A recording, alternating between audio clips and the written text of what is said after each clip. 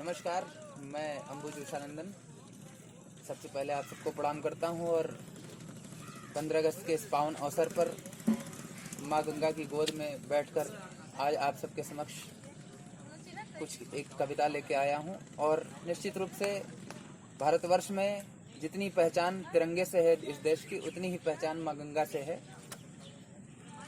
इससे पहले कि मैं कविता शुरू करूं, मैं उसकी भूमिका में कुछ कहना चाहता हूं, क्योंकि कविता करुण रस की है, पीड़ा की है, भारत माँ के पीर की है। और जब वर्गीकरण होते हैं, विभाजन होता है, तो सैनिकों की आवश्यकताएं पड़ती हैं, सुरक्षा की दृष्टि बढ़ जाती है।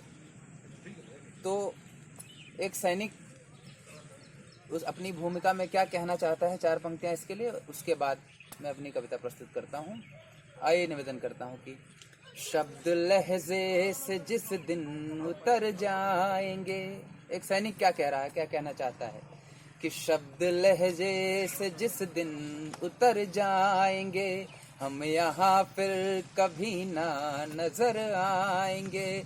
मौत आनी है एक दिन सभी को यहाँ, इसी माँ गंगा की गोद में आना है कि मौत आनी है सब एक दिन सभी को यहाँ, हम शहादत को पाकर संवर जाएंगे, हम शहादत को पाकर संवर जाएंगे। आइए, मैं जिस गीत की बात कर रहा था इस अवसर पर, मैं कल्पना कर रहा था उस समय कि दोस्तों 14 अगस्त 1947 की रात जब देश का विभाजन हो रहा था, तो उसी भूमिका में मैंने गीत कहने की कोशिश की है कि जिस समय विभाजन हो रहा था, बहुत से लोग खुशी थे, बहुत से लोग दुखी थे, लेकिन सबसे ज़्यादा दुख अगर किसी को था तो भारत माँ को था।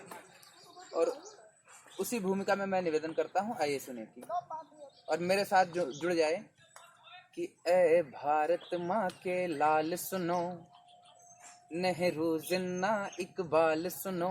भारत माँ अपने सारे बच्चों से कह रही थी उस समय कि ए भारत माँ के लाल सुनो, नेहरू जिन्ना इकबाल सुनो, मत कर दो मेरे 2 टुकड़े, एक बूढ़ी माँ का हाल सुनो। गर हुए हमारे 2 टुकड़े, हम सच में जी ना पाएंगे, मजहब की खातिर दुनिया के नक्शे से मिट जाएंगे, मजहब की खातिर दुनिया के नक्शे से मिट जाएंगे। ऐ भारत माँ के लाल सुनो, नेहरू जिन्ना इकबाल सुनो, मत कर दो मेरे 2 टुकड़े, एक बूढ़ी माँ का हाल सुनो, एक बूढ़ी माँ का हाल।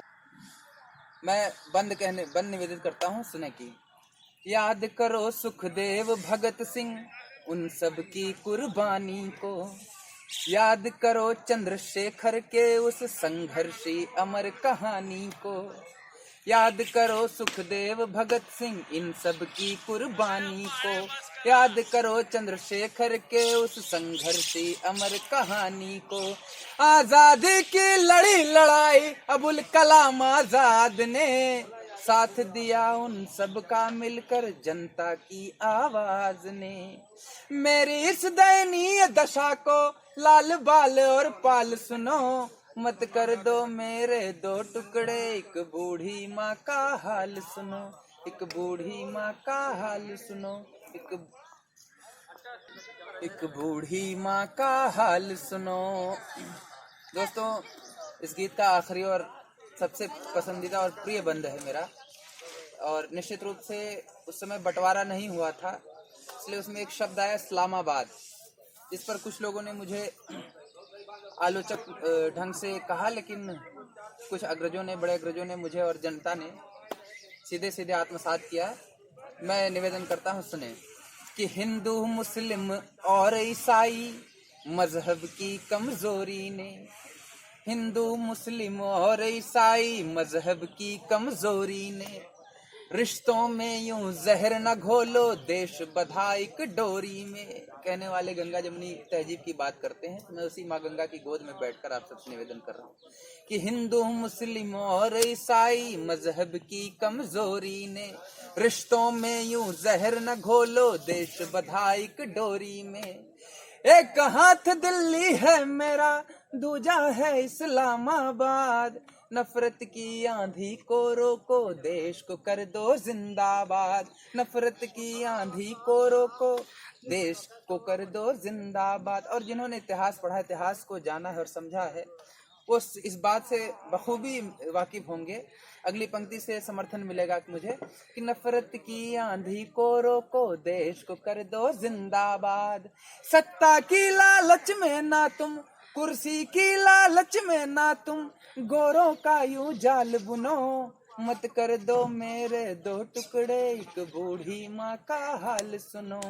एक बूढ़ी माँ का हाल सुनो, ए भारत माँ के लाल सुनो। मेरे साथ गाइए, ए भारत माँ के लाल सुनो, नेहरू जिन्ना इकबाल सुनो।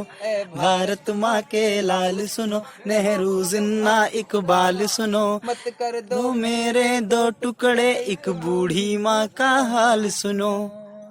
गर हुए हमारे दो टुकड़े, हम सच में जीना पाएंगे। मजहब की खातिर दुनिया के नक्शे से मिट जाएंगे, नक्शे से मिट जाए। बहुत बहुत शुक्रिया, बहुत बहुत धन्यवाद। जय हिंद। जय